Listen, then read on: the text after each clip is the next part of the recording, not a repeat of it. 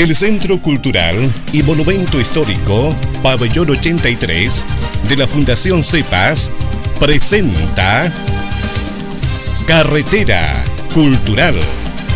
60 minutos de música, conversación, noticias, reportajes del quehacer cultural, patrimonial y artístico de nuestra zona y la región del Biobío. Bienvenidos.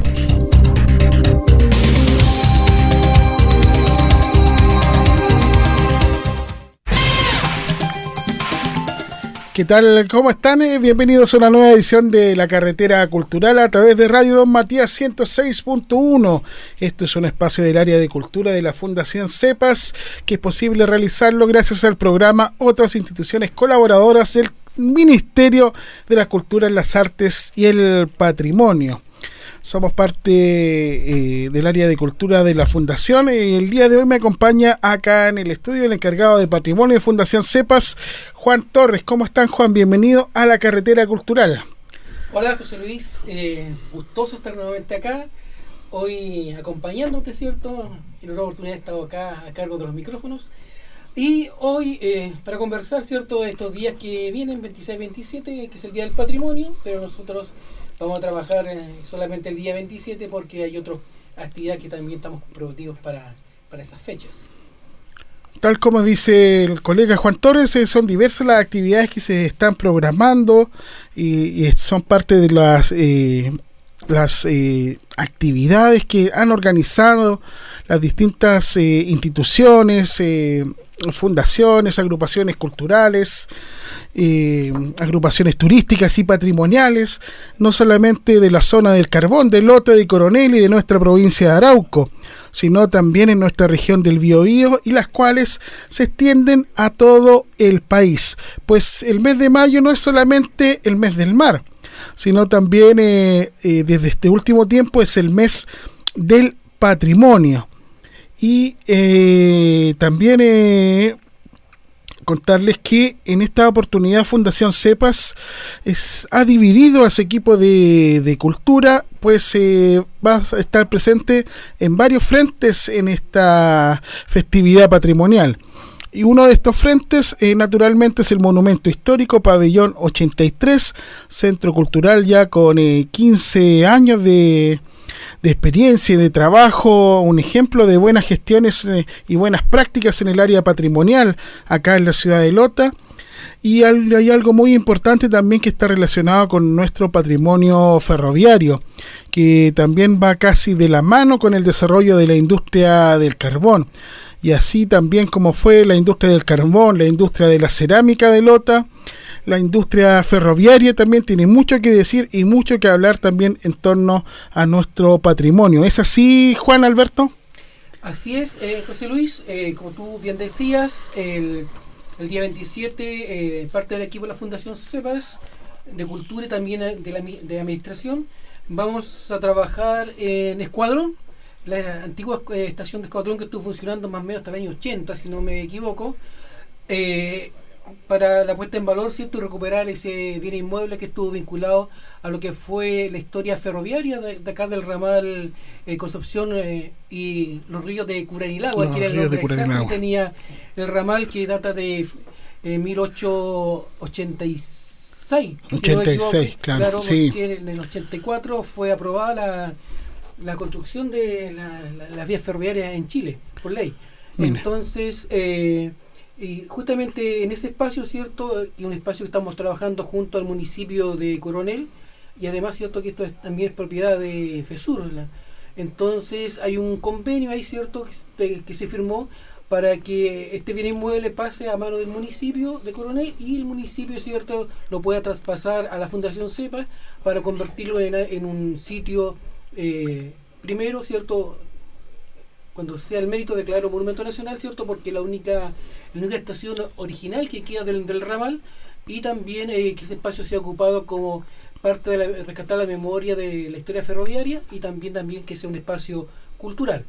En ese contexto, ¿cierto?, este 27 se va a hacer un punto cultural ahí para la puesta en valor del inmueble, y vamos a tener una serie de actividades a partir de las 11 de la mañana.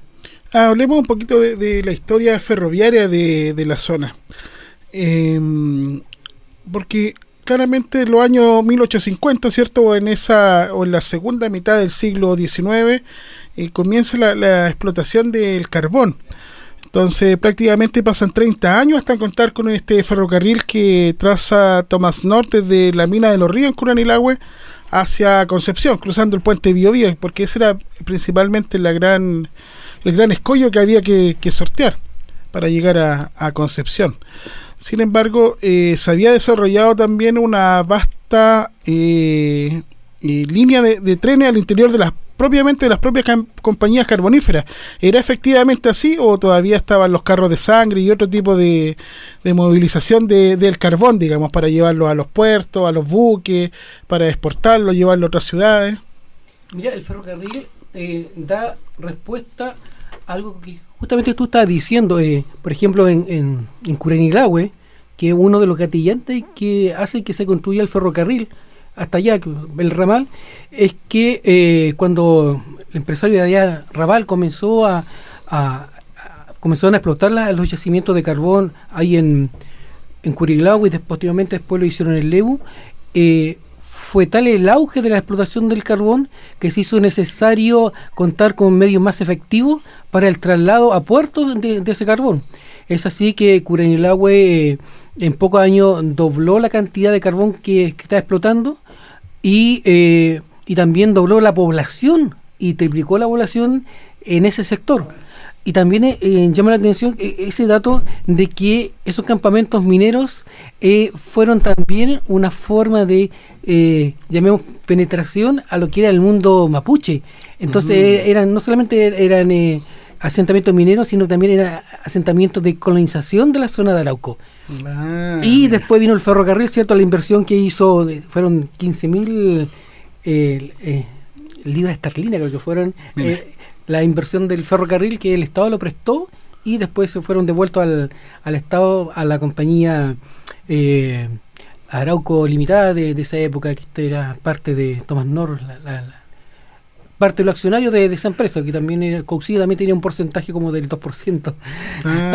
Claro, entonces eran las 7 familias de la época. Claro, eran las familias de la época, como tú bien dices, y ahí comenzó a hacerse la red ferroviaria, y posteriormente de esa red ferroviaria se hizo el de Lebu Los Sauces, que fue la continuación. Mira. Y también ahí Los Sauces, perdón, ¿dónde queda? Queda, mira, no me ubico muy bien. ¿Pero en la novena? En la novena. Ya.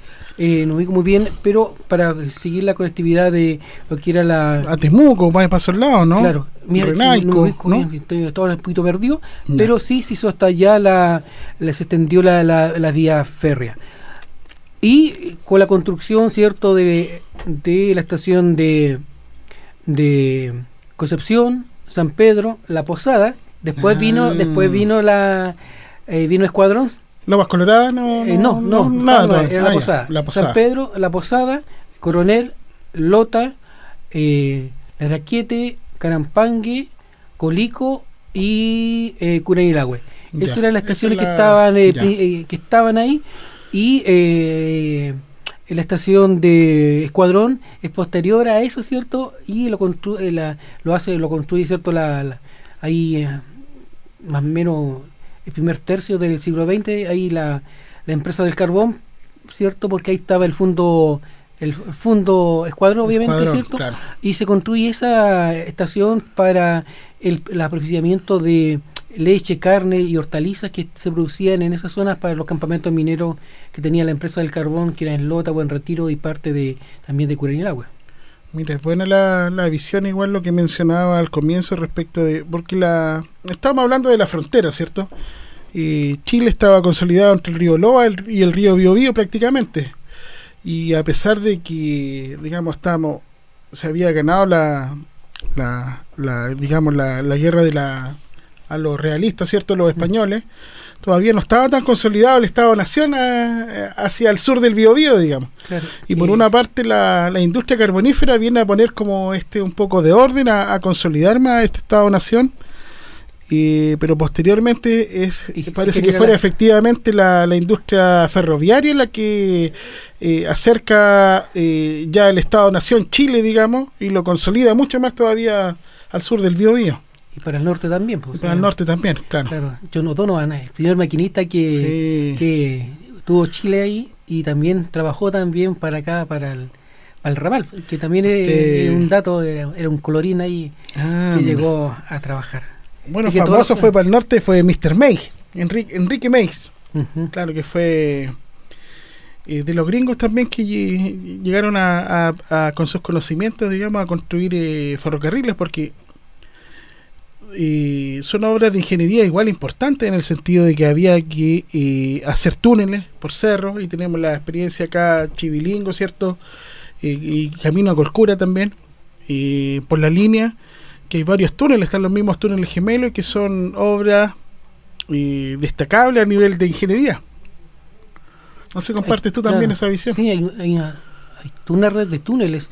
Yo me acuerdo que en su oportunidad Alexis Muñoz quería declarar todos los túneles, ¿cierto? Inclusive desde Penco hasta Coronel está andada la silla a declarar los túneles, justamente por lo que tú señalas, por la calidad del trabajo y el nivel de ingeniería de la época, que era... Con piedra arenisca también, por cierto. Bastante piedra arenisca, que era también piedra de acá, que se sacaba justamente acá también de la extracción del carbón, y otros sectores, ¿cierto?, que estaban expuestos producto de la ¿cómo se llama?, del movimiento geológico, que ponían esas piedras también a la vista. Claro. Y por otra parte está el tema de los comercios asociados a la industria ferroviaria también. Bueno, sin ir más lejos. Claro, sin ir más lejos, las palomitas del Araquete, por ejemplo, surgen al alero de la estación del Araquete. O todo lo que es la feria de Lota. Claro. Que ya existía, que llegaban las carretas, ¿cierto?, del campo al mercado viejo, pero con la construcción del ferrocarril justamente ya surgen otro tipo de comercios también asociados. Claro, va llegando otro tipo de comercio, como tú bien señalas. También llegan hortalizas también de allá, llega también carne, ¿cierto?, de tanto del sur como del norte. Llegan empresarios para generar lo que era el comercio y lo de abajo, la calle Comercio, ¿cierto?, que hoy Pedro quiere Cerda también, ¿cierto? Entonces el ferrocarril crea la oportunidad de negocio, porque no solamente transportaba carbón, sino transportaba pasajeros, transportaba emigrantes que venían, ¿cierto?, a hacer su negocio acá, que eran los que venían con el famoso el negocio, la tienda. La tienda. Claro, entonces el efecto multiplicador de las comunicaciones de esa época fueron, digamos, desarrollaron las comunas y las ciudades, más allá de la estructura damera, ¿cierto?, de lo que era la edificación colonial de la ciudad, Plaza de Armas, ¿cierto?, con el edificio consistorial, la iglesia, sino que la ciudad comienza a crecer hacia otros sectores de la ciudad. Claro. Están los trenes especiales, igual el tren nocturno, que le llamaban algunos, ¿cierto?, u otros que tienen bueno, ahora se le dan unas características más, los trenes patrimoniales, qué sé yo, los paseos de los niños, las empresas, bueno, del trabajo también, que tú también tuviste la oportunidad de hacer en San Rosendo, ¿cierto?, rescatando la historia del patrimonio ferroviario también allá de ese sector. Claro, que está muy vinculado también a Loto y a Coronel, a Schwager, porque el carbón que llegaba allá a la carbonera, ¿cierto?, con las cuales se movían las máquinas de vapor, eran carbón de Lota y de carbón también de Schwager. Claro.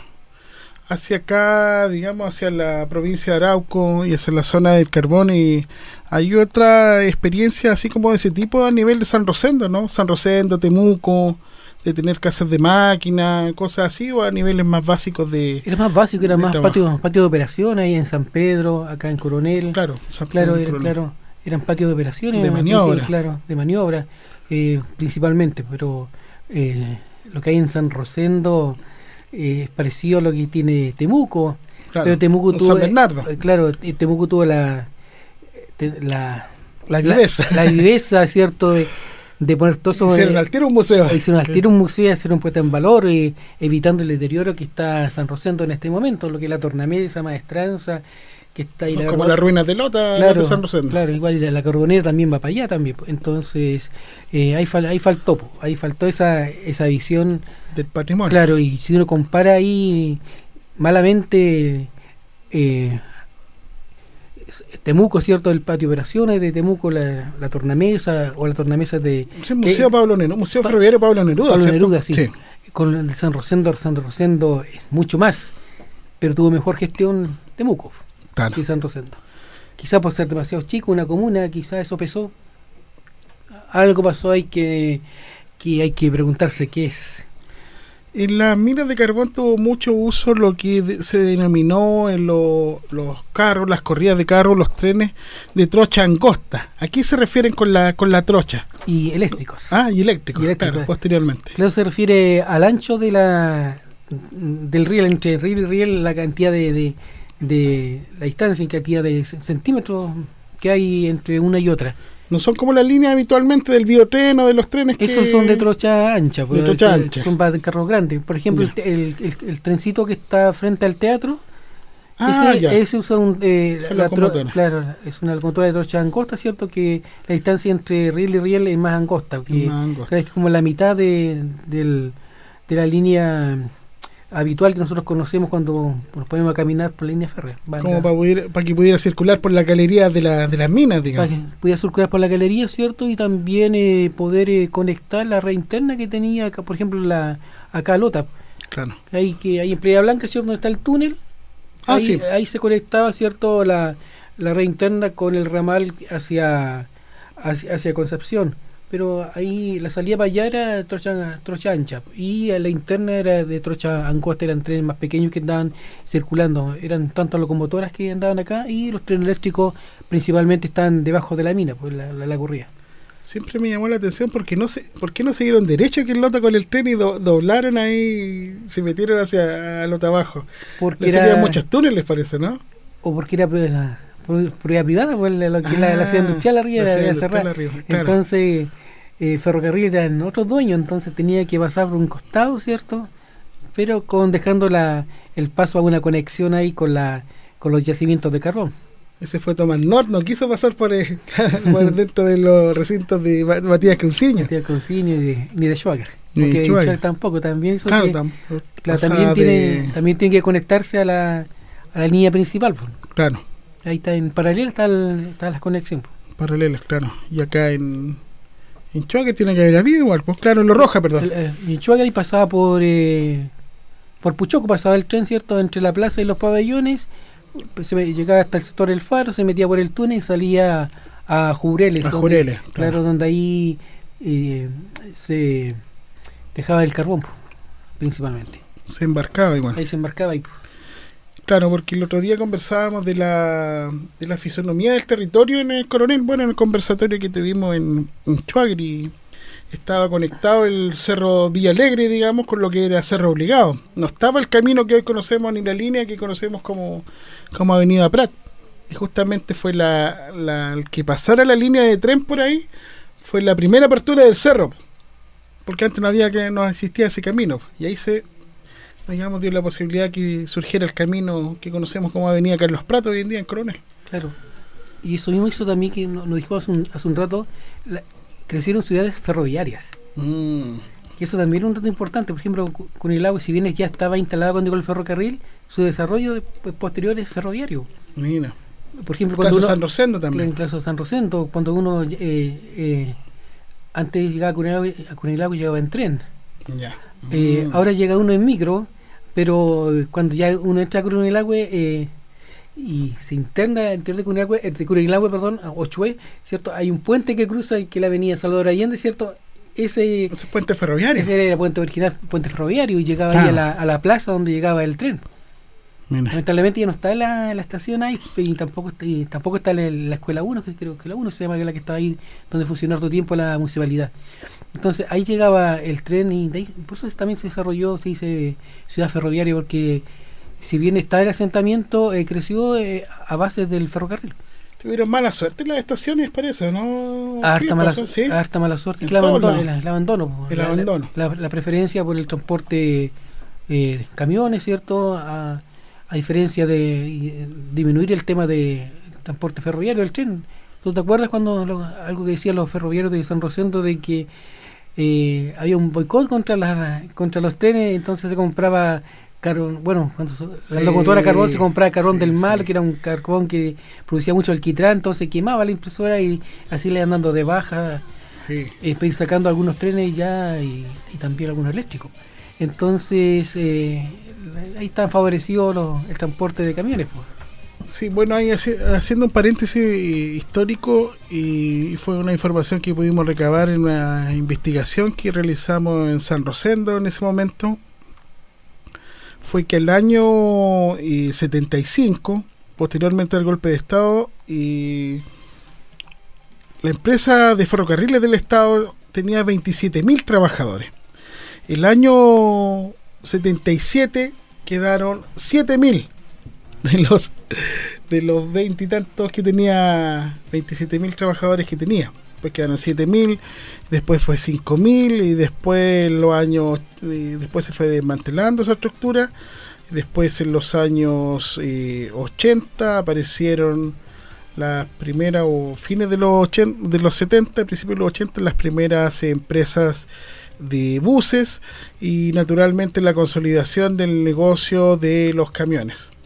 Y ahí perdimos las carreteras, también perdimos nuestras ciudades. Pues entonces se desmanteló una red ferroviaria que había llevado a armarla prácticamente 150 años, donde cada tren, digamos, llegaba hasta los poblados más lejanos del país. Había una red ferroviaria que abarcaba todo el territorio. Y esa red ferroviaria a fines de los 70 fue quedando ya sin la mantención adecuada, y las estaciones fueron quedando en el abandono y los trenes fueron dejando de lado y tomaron su terreno el negocio de los buses y el negocio de los camiones. Fue un modelo de desarrollo que implantó en ese momento el gobierno militar, la dictadura, en desmedro de los trenes. Y hoy en día hablamos, por lo menos en la zona, hay una nueva visión con el biotren, y se piensa en trenes bala y cosas así, recuperar nuevamente la estructura ferroviaria que en algún momento tuvo el país. Y que es una memoria que está viva, porque la gente recuerda. Recuerda y echa de menos el tren, y el biotren el mejor ejemplo. O sea, la preferencia cuando uno viaja en la mañana por el uso del tren, aunque se haya apretado arriba, es importante porque nos asegura que vamos a llegar temprano. A veces tiene retraso, pero nos asegura que vamos a llegar temprano, que vamos a hacer a la larga cómodo la llegada. Entonces es un medio tremendamente de calidad relevante para que uno pueda viajar. En mi caso, yo corro para alcanzar el biotren siempre. Así que el tren sigue siendo un medio, igual tiene su magia el tren, la gente lo recuerda desde la magia, desde la niñez, desde la visita al familiar que estaba lejano, o de esos paseos que uno hacía, que eran, bueno, uno iba a Ramadilla nomás, claro, pero en ese tiempo era a Ramadilla, y esperar el tren en la mañana a las 6 de la mañana.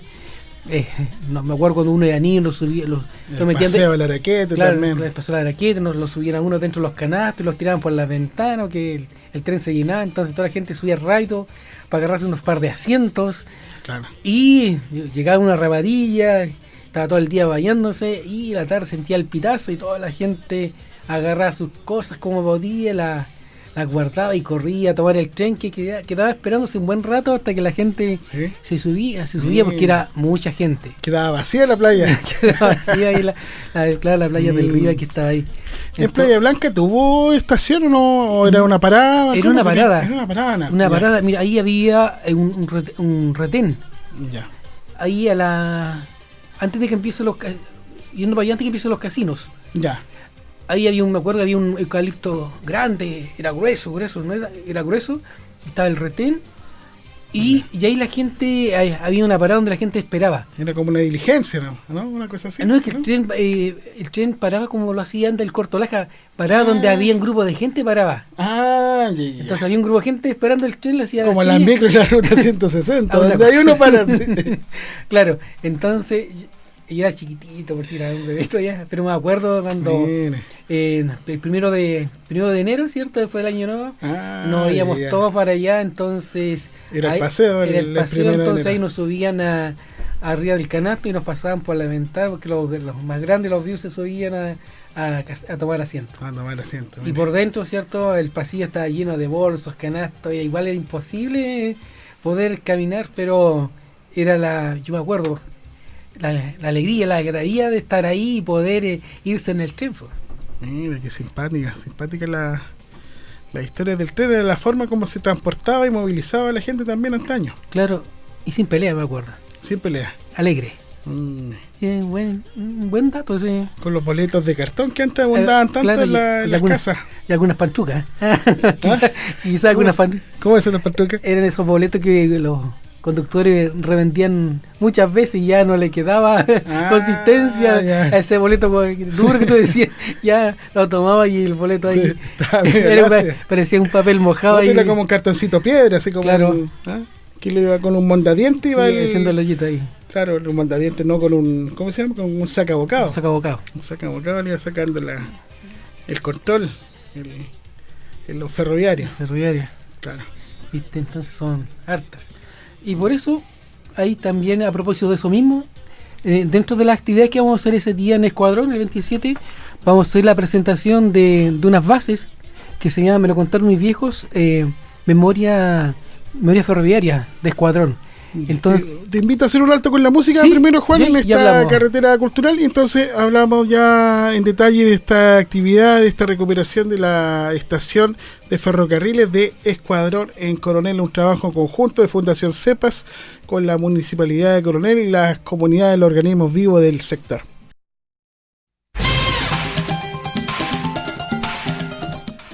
Estamos en la carretera cultural conversando con el encargado de patrimonio de la Fundación CEPAS, Juan Torres, quien nos está contando sobre el patrimonio ferroviario de nuestra zona de la provincia de Arauco, de nuestra región del Biobío, con mira a las actividades justamente del Día del Patrimonio, que no solamente serán en el Monumento Histórico Pabellón 83 de Lota, sino también en la estación de ferrocarriles de Escuadrón en Coronel. Los amigos de la agrupación cultural Andalicán también se están invitando al Liceo de Coronel con exposición fotográfica, exposición de pinturas, muestra de libros, conversatorios y números artísticos el 26 y el 27 de mayo. También la agrupación cultural A Gestión Tour de Lota invita a un conversatorio de el rol de la mujer en la historia de Lota. Dicha actividad tiene como objeto reconocer y poner en valor el trabajo invisibilizado de la mujer en la historia de nuestra comuna.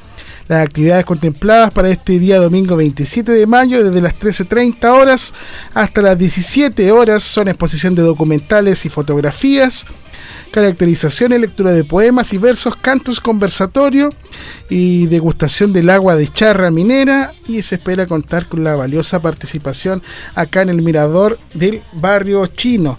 Los amigos de Casa Filtro también están invitando a participar del Día de los Nuevos Patrimonios con una muestra audiovisual local, estudiantil y profesional, una muestra de artesanía en carbón en vivo. Subimos que Gastón Lorca va a estar ahí realizando talleres de artesanía en carbón en distintos horarios, una feria del libro local con escrituras periféricas y una casa filtro abierta donde usted también podrá ir y recorrer. Ya tiene varias instancias entonces para recorrer la ciudad de Lota en este Día del Patrimonio, en el Mirador Barrio Chino, Pabellón 83, Casa Filtro, la zona típica de Lota Alto, por supuesto la feria de Lota, que es un patrimonio vivo, el Pabellón 83 y la estación Escuadrón. Cuéntanos, Juan, acerca de las actividades que van a tener ese día ahí en la estación Escuadrón en Coronel. Como te decía hace un rato, esta es la actividad que va a hacer mañana, también es otra puesta en valor del trabajo que estamos haciendo, ¿cierto? El trabajo empezó Mario Gabriel, ¿cierto? Consolemos la estación, es una estación, ¿cierto?, que quedó botada, abandonada, ¿cierto? Y con la... ¿cierto? Disculpen, me pegué. ¿Cierto? Quedó botada y, como decíamos, esta fue una de las primeras estaciones, ¿cierto? O sea, que se construyó a partir del siglo XX con una arquitectura Art Deco y también es la última que queda en pies. Entonces el rescate, ¿cierto? El rescate que se empezó a hacer es básicamente, principalmente para rescatar el inmueble y también rescatar la historia de lo que hemos estado conversando hace un rato acerca de la historia ferroviaria. Y ese obra de Hernán Vega, el arquitecto Hernán Vega, la estación de Escuadrón, o no es así. Estamos recién en la parte investigativa, entonces vamos a tener un conversatorio ese día, a ver qué antecedentes podemos rescatar. Histórico. Y también, cierto, nos queda el archivo del Ministerio de Telecomunicaciones. Creo que tiene unos dossiers de los autores de varias estaciones que se ocurrieron en Chile. Entonces, eso es como dices tú, noticia en desarrollo. Y ahí vamos a decir quién fue el arquitecto, o buscar si en alguna parte de la estación, cierto, está la firma del autor, una vez que ya comencemos. Tiene pinta de casa patronal, así que esa técnica que podría ser Hernán Vega, digamos, casa patronal colonial, claro, con el alero, cierto, con la construcción en teja. Y también la volumetría, cierto, y la de lo que es la Art Deco, ¿cierto? Esa cosa geométrica, volumétrica que tiene. Entonces tiene combinadores. Tiene la mano ahí de... Sí, tiene bastante la mano. Hernán Vega, arquitecto de las ciudades mineras, en Lota, en Coronel. Gran parte de los edificios, infraestructura que una vez son, si no obra de él, es de los discípulos de él. Claro. Arquitectos que llegaron en esa época, ¿cierto?, a trabajar a Lota, porque aquí estaban las lucas para desarrollar los proyectos inmobiliarios, ¿cierto?, que están acá, pabellones, ¿cierto?, distintas tipologías, casa de habitación, gimnasio, la infraestructura comunitaria. Claro, muy bien. Y para ese día, ¿cierto?, la actividad va a comenzar a las 11 de la mañana. Ya. Hay un lanzamiento de la actividad, una cosa bien breve, ¿cierto?, y una bienvenida. Y van a haber dos guiaturas que se van a hacer ese día, ¿cierto? Una al inicio y otra alrededor de las 2 de la tarde. Las personas que lleguen ese día ahí van a tener una atención, ¿cierto?, de pan amasado, paté, queso, té, café, para claro, que ese día, recuerden, va a estar lloviendo. Un harinadito en la mañana no sería malo tampoco. No sería malo, pero no hay harinado. Nadie viene de la mina para que se saque el polvo, ¿cierto?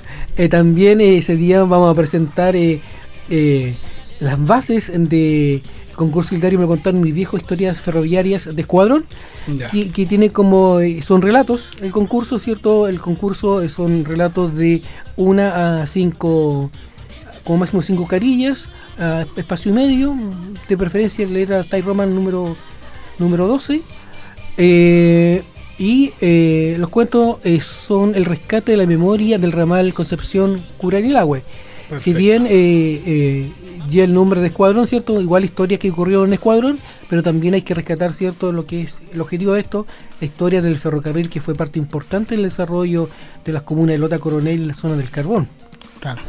También tenemos, y esta base la vamos a presentar en un conversatorio que vamos a tener, donde están invitados antiguos pobladores del sector de Escuadrón. Mira. Entonces se están invitando a estas personas para que ese día nos sentemos a conversar, ¿cierto?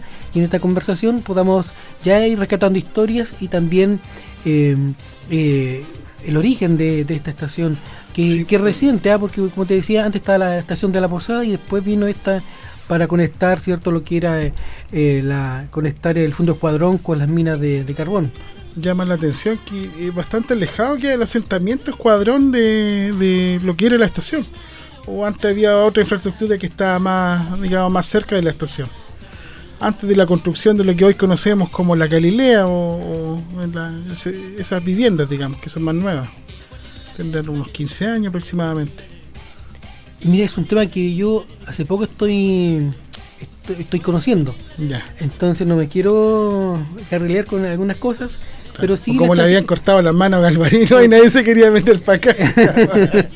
Claro, así que todavía no me quiero carrilear, pero sí... Hay patrimonio en el sector, sí. Hay un patrimonio de la época, digamos, colonial.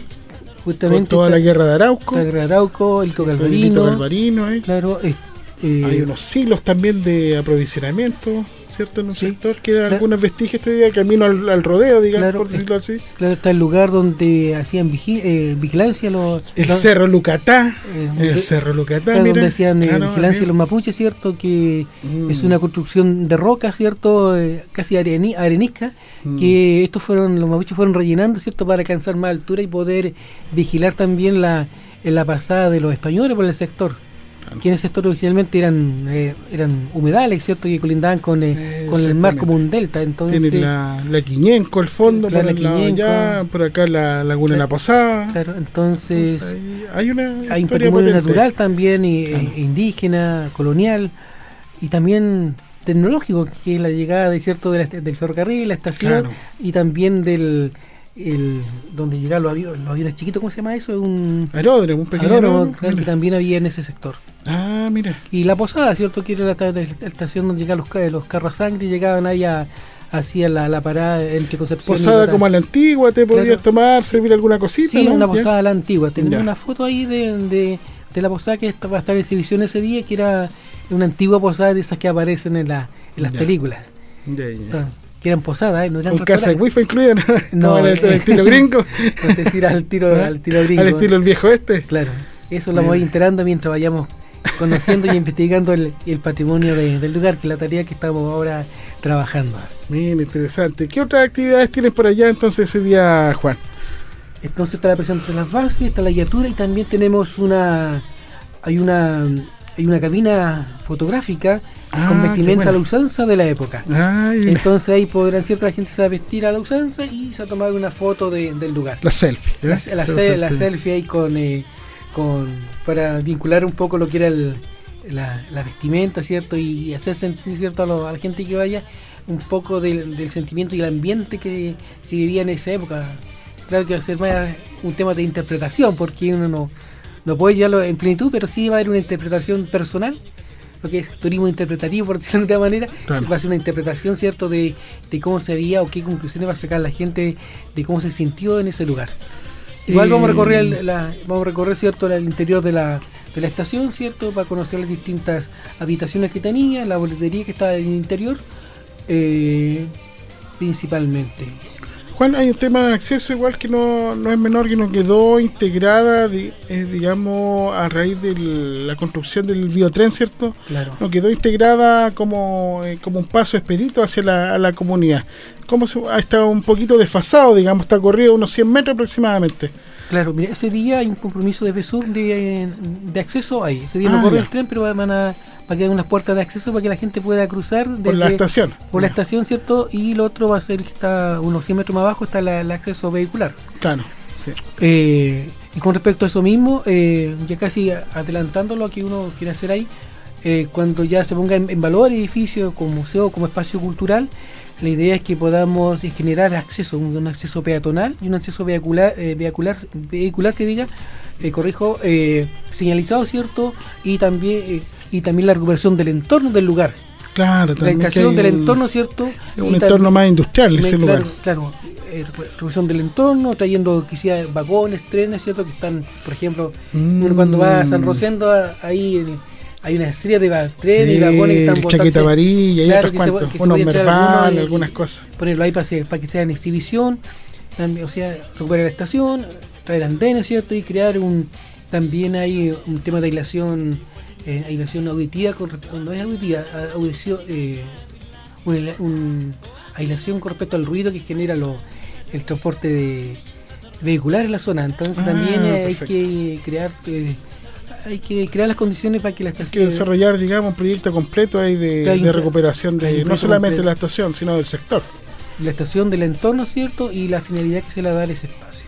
Claro, como que sirva de amortiguación igual para proteger del ruido, ¿cierto? Del ruido que se va a generar, ¿cierto? Que genera el transporte público ahí frente a la estación. En el municipio de Coronel, ¿cómo están? ¿Han podido conversar con ellos? ¿Cuál es la visión que tienen por allá? La visión del municipio en este momento estamos empezando a trabajar el plan de uso del espacio. Perfecto. Ahí estamos en las mejores... estamos totalmente de acuerdo en lo que queremos hacer, ¿cierto? Que el rescate del lugar, y estamos trabajando de manera colaborativa, ¿cierto? Para rescatar el lugar. Y también, cierto, estamos con el municipio está limpiando ahora el interior y el entorno para que nosotros podamos hacer esa actividad el día 27, que va a ser de la Fundación CEPA, cierto, la de Cultura y Administración, y también el municipio va a estar ese día también ahí con su parte de su trabajo que ha hecho acá en respecto al tema de patrimonio. Entonces es un trabajo que se ha hecho de la mano y de forma colaborativa que es digno de destacar. Así es, felicitaciones entonces ahí al alcalde Boris Chamorro por estas gestiones también en recuperación de la estación de ferrocarriles de Escuadrón. Aprovechando también de comentar que en Coronel tienen una ¿cómo se llama? También un programa el Día del Patrimonio, el sábado 26, un paseo patrimonial nocturno a las 19 horas por el cementerio de General de Coronel. Armarse ahí de valor nomás para ir a recorrer el cementerio de noche. El domingo 27 a las 11 horas la ceremonia en el hito Galvarino, ¿cierto? Y la estación ahí de ferrocarriles de Escuadrón. A las 12:45, inauguración del mejoramiento y puesta en valor del Santuario Popular Santita del Boldo. Importante noticia, pudimos conocer también este proyecto de mejoramiento en el conversatorio patrimonial que tuvimos en Puchoco, así que muy importante para Santita del Boldo. Y la inauguración a las 15:30 horas de los hornos comunitarios en el sector Palomares y Villa Hermosa en Puchoco Chuagri, y una guiatura patrimonial desde las 16 horas en la Casa de la Cultura de Coronel, me imagino también saliendo para los recintos, las zonas típicas de Puchoco y de Maule en Coronel. Juan, llevándote a otro tema. José Luis, pero nos has dicho que iba a pasar en el pabellón 83, ¿qué actividades tiene? Entonces, ¿qué hay en el pabellón 83? ¿Qué hay en el pabellón 83? Bueno, por supuesto, las actividades tradicionales del pabellón, la guiatura por todo el edificio, ¿cierto? La sala museográfica, las exposiciones permanentes, nostalgias mineras de Roberto de la Parra, que está en este momento, el patrimonio industrial, de paternalismo industrial, y también otras muestras que ustedes pueden ver en el sector. Específicamente también será una ruta a todos los visitantes por todo el pabellón, realizando una mediación histórica de cómo vivían las 20 familias de mineros en el inmueble, caracterizando algunos personajes de la época y adaptando una de sus habitaciones, rememorando los años de la mina. Igualmente una breve charla del estado actual del pabellón 83 y el servicio que presta la comunidad y la región. En el Salón Baldomero Lillo se realizará la actividad Pintando mi Patrimonio, la cual estará instalada la muestra pictórica de los 12 monumentos de Lota, y cada obra representa un monumento histórico de la ciudad. Y se invita a los participantes, especialmente a los más pequeños, a acercarse a un monumento determinado que ellos puedan elegir para proceder a realizar su obra patrimonial.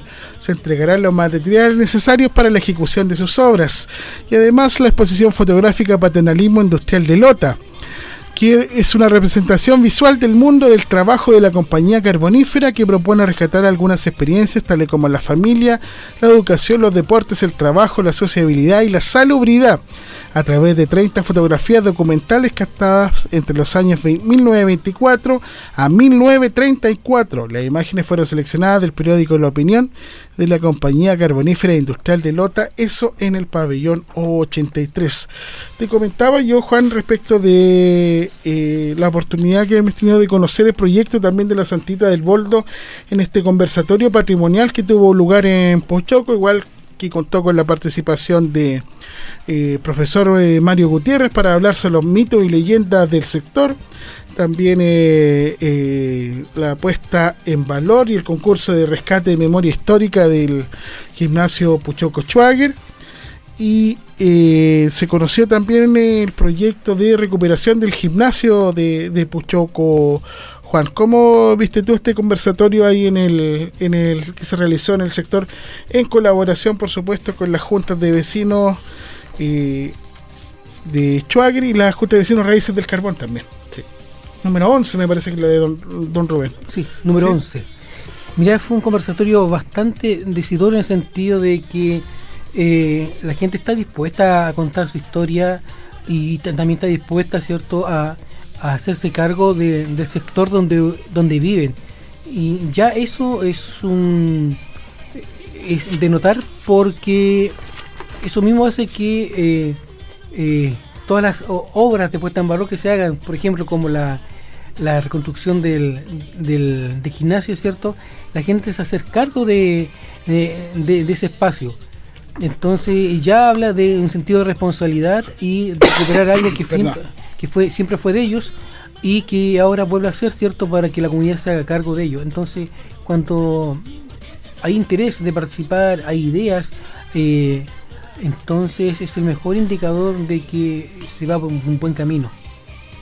Bueno, y también este viernes 25 de mayo, desde las 18:30 horas, estaremos realizando un conversatorio patrimonial en la zona típica de Maule, en Coronel, en la Junta de Vecinos número 13, ubicada en Avenida Costanera sin número, ahí en el sector, digamos, céntrico de Maule, donde está a un costado de la escuela, frente a la plaza del sector, esta zona típica también de Coronel, donde se realizará un importante conversatorio justamente patrimonial, como una actividad también en el marco del Día del Patrimonio, donde se estarán realizando alguna presentación de algunas exposiciones de algunos temas con mira a recuperar el patrimonio también importante que hay en el sector de Maule. ¿No es así, Juan?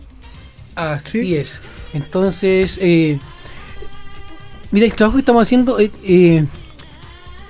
importante en el sentido de que tiene muy poca prensa, muy poca investigación, Schwager, ya sea desde Puchoco, desde Schwager, ¿cierto?, desde Maule. Entonces, y como dicen allá en Puchoco y en Maule, la primera zona típica minera acá, ¿cierto?, de la región. Entonces, cuando uno revisa las bibliografías, se centran en todo, clasifican todo el lota, hasta las fotografías que son de allá, están clasificadas como de lota.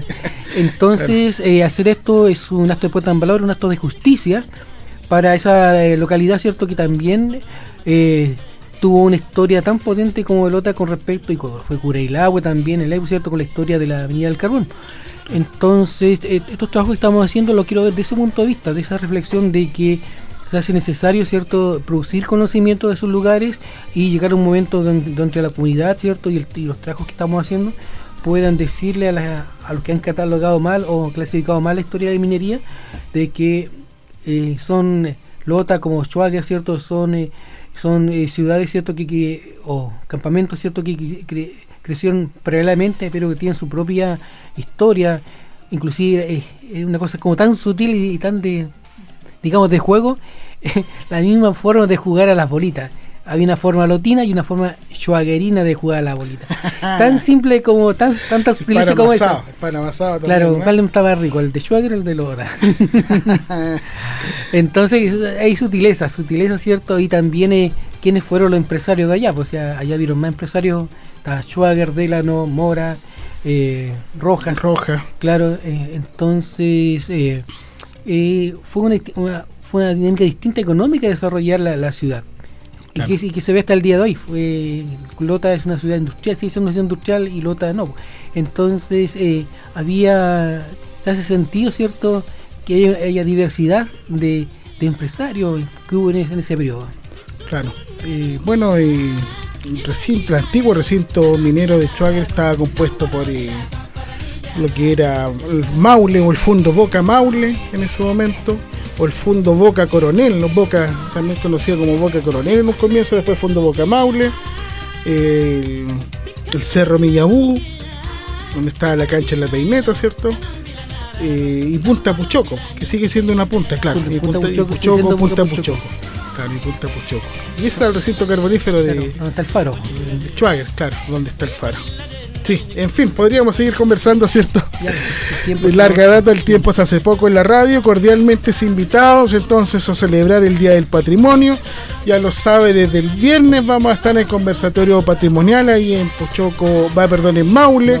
Todos los vecinos cordialmente invitados del sector, también los vecinos de Coronel que quieran adentrarse y conocer un poco más la historia de estas zonas típicas de Coronel, de Schwager, de Maule, ¿cierto? Y el día domingo ya la estación de ferrocarriles de Escuadrón Va a estar ahí parte del equipo de cultura de la Fundación CEPA, ¿cierto? Realizando esta importante actividad junto con el municipio de Coronel. Y por supuesto a Carlota, nosotros estaremos en el Monumento Histórico Pabellón 83, también esperando a todas las personas que quieran adentrarse un poco más en nuestra historia, en nuestra identidad y nuestro patrimonio. Juan, que tengas una muy buena tarde. Nos estamos viendo entonces.